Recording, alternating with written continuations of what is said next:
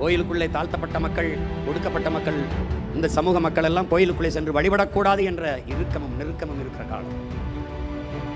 அதை தகர்த்தெறிய வேண்டும் என்று சட்டம் படித்த வழக்கறிஞர் நம்முடைய வைத்தியநாத ஐயர் அவர்கள் கோயில் நிலவு போராட்டத்தை முன்னெடுக்கிறார். அப்போது எதிர்ப்பு கிளம்புகிறது. நாடங்களும் வைத்தியநாதருக்கு எதிராக எதிர்ப்பு கிளம்புகிறது. ஆலயத்திற்குள்ளே இந்த சாதி மக்களை நீங்கள் அழைத்துக் கொண்டு செல்லக்கூடாது என்று எதிர்ப்பு குரல் வெடிக்கிறது. அந்த நேரத்திலே அவருக்கு ஆதரவாக ஒரு கிளர்ச்சி குரல் எழுகிறது.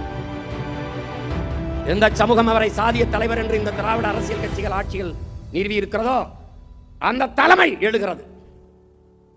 ஐயரே, நீங்கள் அழைத்துக் கொண்டு கோயிலுக்குள் செல்லுங்கள், உங்கள் கூட உடன் நான் வருகிறேன், எவர் தடுக்கிறான் என்று பார்ப்போம்.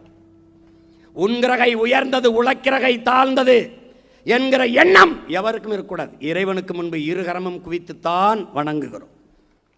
சாதிய சிந்தனை கொண்டவன் அரசியலுக்கு வந்தால் நாடே நாசமாகிவிடும்.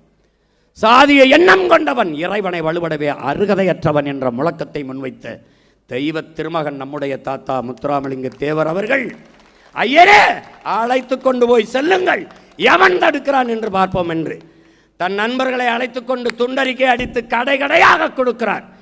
ஐயர் கோயிலுக்குள்ளே அழைத்து செல்லும் போது யாரும் எதிர்ப்பு காட்டக்கூடாது, காட்டினால் பெரும் பின்விளைவை சந்திக்க நேரிடும் என்று எச்சரித்தார்.